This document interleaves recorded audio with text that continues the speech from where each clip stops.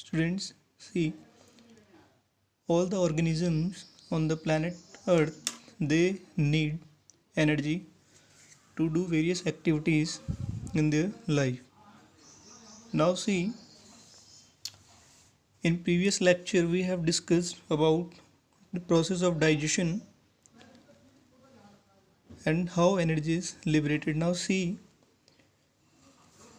organisms need energy, and this energy they get from the food which breaks down inside the cell in the presence of oxygen, and then they release particular amount of energy which is important for an individual to perform daily task. Now you can see here, you can see the definition. Respiration is a process in which the food is broken down in order to release energy. Now this respiration, it takes place in the cells, and a fixed amount or some particular amount of energy is released, which is utilized by the organism to perform various life processes. Now students, the respiration, it proceeds or it continues in two steps. First is breathing and the second is cellular respiration. Now breathing, simply students, see, breathing is, it comprises of two parts. One is inhalation and the other is exhalation.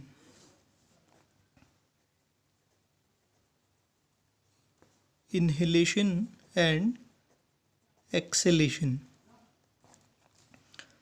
Now students, see, inhalation means the process of taking in of air, and exhalation is when the air is released out from the body. So breathing, it is the process of inhaling and exhaling the air, means taking in of air. Inhalation means taking in and exhalation means giving out. Breathing is also called external respiration. The second step involved in the process of respiration is cellular respiration. Now students, you can see here name cellular, it means cell. So what happens in this cellular respiration? That absorbed soluble molecules, basically glucose, they are oxidized or they are broken down by the help of oxygen, and what we get from that, we get carbon dioxide, we get water, and we get energy. So this oxygen, when it combines with the glucose, that is food, it liberates carbon dioxide, water, and energy, and that energy enables an organism to perform the activities. You can see here, this is nutrient from the food. Basically in the cell, it combines with oxygen, and this oxygen, it breaks down this nutrient into carbon dioxide, water vapor, plus that is energy, and this energy is utilized by organism.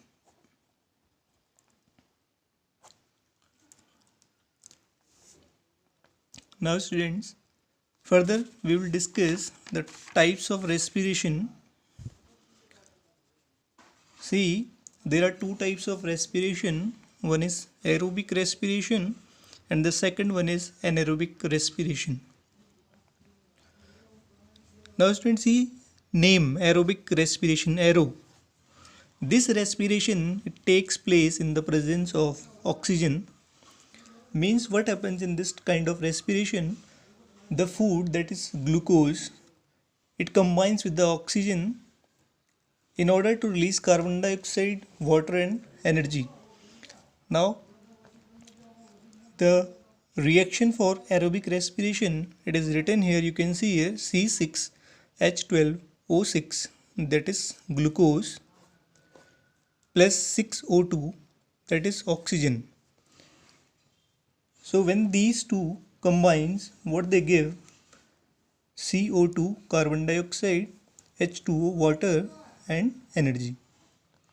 So it is a balanced reaction, balanced chemical equation for aerobic respiration. Now second type of respiration is anaerobic respiration. This anaerobic respiration, it is also known as fermentation.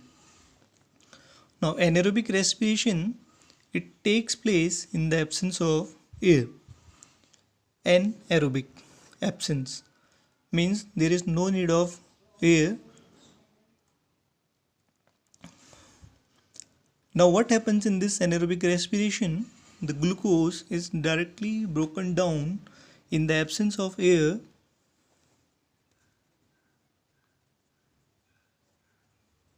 to C2H5OH. This is ethyl alcohol, carbon dioxide, and energy.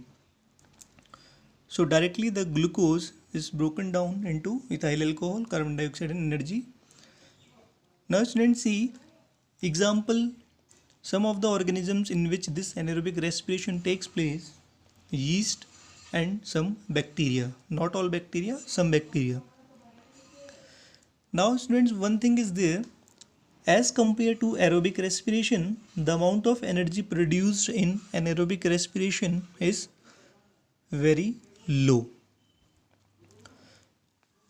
You can see here I have written some points. Aerobic respiration produces more energy. It means the amount of